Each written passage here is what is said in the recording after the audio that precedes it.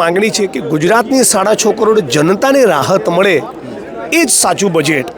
30 વર્ષથી જોઈ રહ્યા છીએ કે નર્મદાની કેનાલોનું નેટવર્ક ભારતીય જનતા પાર્ટીની સરકાર તમામ દાવા છતાં પૂરું નથી જ કરી રહી. તો આ વખતે અપેક્ષા છે કે બજેટમાં એવી નક્કર જોગવાઈ થાય કે ફાઇનલી આવતા 3 વર્ષમાં ટોટલ નર્મદાની કેનાલોનું નેટવર્ક પૂરું થઈ જાય. ખાલી પડેલા તમામ સરકારી પદોમાં ભરતી કરવી એમાં કોઈ રોકેટ સાયન્સ નથી. બાકીના 2.5-3 વર્ષનો સમય બચ્યો છે. દર વર્ષે તમે એનું કેલેન્ડર જાહેર કરીને તમામ ખાલી પડેલા સરકારી પદોમાં ભરતી કરો અને આઉટસોર્સિંગના કોન્ટ્રાક્ટ પ્રથા જે શ્રમજીવીઓનું, મજદૂરોનું, કર્મચારીઓનું ભયંકર શોષણ કરતી આવી છે, આ પ્રથાને તમે રદબાતલ કરો.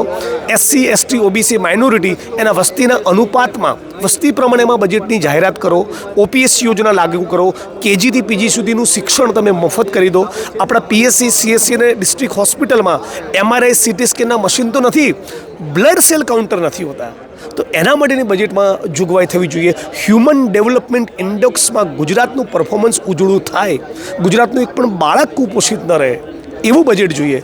આ તો મધ્યપ્રદેશમાં લાડલી બહેન યોજના દ્વારા દર મહિને 3,000 આપે, તો ગુજરાતની મારી લાડલી બહેનોનું શું? એમનો શું વાંક છે? એના માટે પૂર્વગ્રહ કેમ? 500 રૂપિયામાં ગેસની બોટલ આપીશું એવી તમે બીજા રાજ્યોની ચૂંટણીમાં ભાજપ જાહેરાત કરે, મેનિફેસ્ટોમાં મૂકે, તો ગુજરાતમાં તેમાં તમારી સત્તા છે, અહીંયા મહિને 500 રૂપિયા ગેસની બોટલ આપો, કેમ નથી આપતા? એટલે આ બધી જોગવાઈ બજેટમાં થાય તો એ બજેટ સાચું. ફક્ત ઉદ્યોગપતિઓ માટે નહીં, તમારા માટે, મારા માટે, ગુજરાતની 6.5 કરોડ જનતાનું વિચારે એવા બજેટની માગણી સાથે આજે વિરોધ કરીએ છીએ. જીગ્નેશભાઈ, ગુજરાતની અંદર તમામ જગ્યાએ ડેમોલેશનના મુદ્દા અત્યારે ચાલી રહ્યા છે. બિલકુલ અમારી માગણી છે કે બિલકુલ આ સદનમાં મુદ્દો ઉપાડીશું, મીડિયામાં ઉપાડીશું, રોડ ઉપર લડીશું. અને આજે બજેટ રજૂ થઈ ત્યારે માગણી કરું છું, અપેક્ષા રાખું છું કે ગુજરાતના એક પણ નાગરિક માંથી છત વગરનું ન રહી જાય અને વૈકલ્પિક વ્યવસ્થા આપવાના ન હોય તો એક પણ માણસનું તમે મકાન ન તોડો, એવી પણ બજેટમાં વાત થવી જોઈએ.